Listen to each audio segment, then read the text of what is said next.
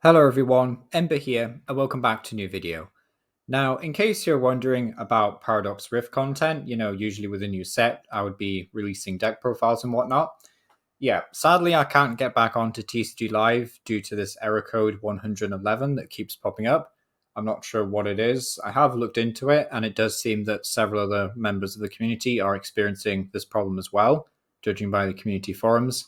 Hopefully, this is resolved quickly and, isn't fixed in a patch in several weeks' time or something. That would be awful, to be honest, but hopefully it's resolved quickly, and it basically just means that content is going to be quite weird moving forward because although I have one or two videos that I didn't get a chance to upload during 151, I have basically no real backup plans for content as of right now. There is some things I can do, like I can look at online events and whatnot, and I'll probably be doing some of that. But basically, I don't really have any immediate plans for content aside from TCG Live. So if you have any suggestions, of course, then I'd be welcome to hear it.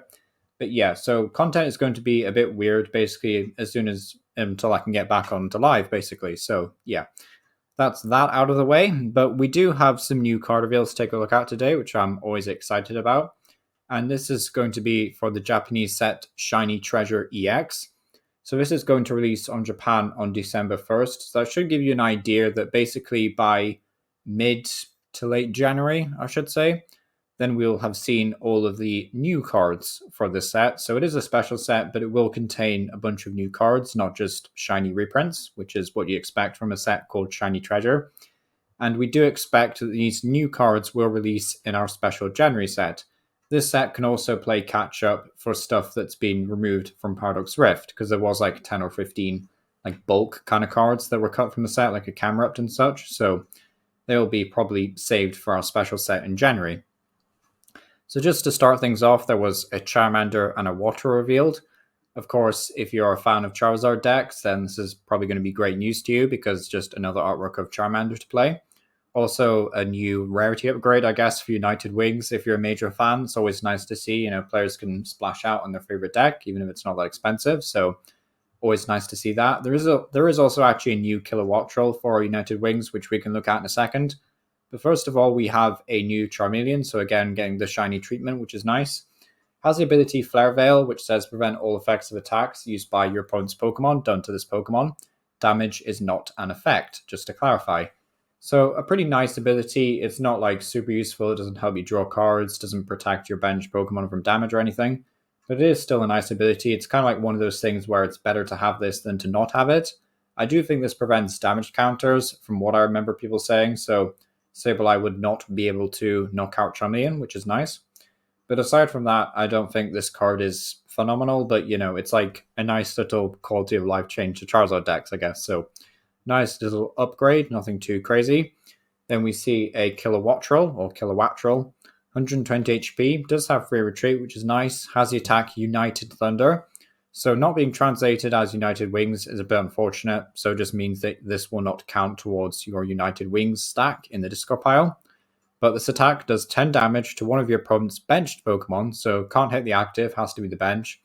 For each Pokemon in your discard pile that has United Wings attack, don't apply weakness or resistance for a benched Pokemon. So you can't use this to snipe a Luminion, which is a bit unfortunate to be honest, because in all honesty, I don't think this card is very good. It's a bit underwhelming. Sure, in the early game, this is maybe okay to snipe one of your opponent's Ralts or something if they're using a Color Engine and they're focusing on EX Pokemon. Maybe this attack is okay. But in all honesty, in the mid to late game, you're not doing nearly enough damage really to make much of a difference. And your opponent has plenty of time at that point to get a Manaphy down and things. So in all honesty, I don't think this card is super great. It's cool in theory, but until we get some more United Wings main attackers, I mean, we don't know what the Honchkrow does. I'm assuming we'll get Honchkrow and Murkrow in this set as well, so maybe there's a new Honchkrow that has United Wings. That'd be really cool. But until we get to that point, I don't think this Kilowattrel, sadly, is going to be making too much of an impression. However, we do have a Mime Junior, which is, I think, the first Mime Junior since a legacy set, like Call of Legends or something weird. It's been so long since we've seen this Pokemon in the TCG. But like all other baby Pokemon, it has 30 HP and free retreat, which is nice, and a free attack called Make Believe Copycat. It says your opponent chooses one of their Pokemon's attacks, so your opponent chooses it, very crucial, and use that attack as this attack. So it is kind of cool in the fact that even though it's during your turn, your opponent has to choose. But of course, it does mean that if your opponent has something like a Manaphy or a Mew or like a Comfey down or a Bidoof, then this card is very, very bad. But of course, if your opponent just has V Pokemon or EX Pokemon exclusively in play, then this could hit quite hard. Like if your opponent only has like 3 Iron Valiant in play or something, they're playing like a quad donk deck or something, just for example, you will be able to use Laser Blade for 0 energy, which is nice. So I do think this card has some merits, and obviously some decks maybe don't want to play down their draw engines when they're playing against Lost Zone, so maybe this could be another card for Lost Box potentially. I think it could be good though in a format that's just not heavily relying on benching a load of kind of low HP, weak mons like Manaphy and Bibarel, but if we will enter a stage where that's actually relevant before Bibarel and Manaphy rotate, I don't know, but I think it's a cool card nonetheless. Could be fun to mess around with for sure, but it's nothing crazy, but it's not the worst thing ever, actually. I think it's better than the Magaby at least, so that's that.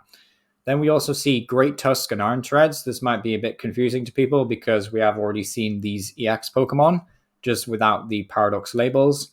For those of you who are still wondering why that is, basically Great Tusk and Iron Treads are something called Titan Pokemon in Scarlet and Violet. So they're essentially like field bosses out in the wild, before the main Paradox mechanic is introduced in the main game series. So that's kind of like why they waited, I guess, to use these. I don't know why they couldn't have just used like other Titan Pokemon as EX cards, but yeah, I don't know what their plan was there. But either way, we have Great Tusk here, which has 250 HP, is an ancient Pokemon, so be able to use stuff like Sada as well as the what's it called? The Ancient Booster Capsule to increase your HP by plus 60. So you can give this guy 310 HP, which is absolutely ludicrous for 2 prize basic. It does have the ability, however, Quaking Destruction, which says, if this Pokemon is in the active spot, at the end of your turn, discard the top 5 cards of your deck. Yes, your deck. So you really don't want to have this in the active spot for more than 1 or 2 turns tops, maybe. Otherwise, you of course just deck out and use valuable resources. You can turn this off with Path to the Peak, which is fab. It's basically the only plus side about this card, really, or at least for the ability in a sense. So in a like Path to the Peak style deck, then this could be okay. But what deck wants to play both Path to the Peak and also attack with Great Tusk? Because for 4 energy, 1 fighting, 3 colors, Great Bash does 260 damage and it isn't affected by any effects on your opponent's active. So you'll go through stuff like Aegislash, which is quite nice. Still 160 is an awful lot of damage to be throwing out. You can KO stuff like Iron Valiant in 1 hit, which is quite nice. It isn't KOing all the V-Stars though. You will have to use other modifiers, either through stuff like Hawlucha or like another damage mod maybe, like Defiance Band potentially. But in all honesty, the attack isn't terrible, but it's not great because you're not KOing V-Stars or like Stage 2 EX Pokemon. It's still not terrible though, don't get me wrong. And I think maybe the best use for this could be in some sort of like Garchomp EX deck, maybe. So like you could do Garchomp EX with Path to the Peak and then Garchomp 160, accelerate a bunch of energy, and then attach a booster capsule so Great Tusk can't be killed in 1 hit or something.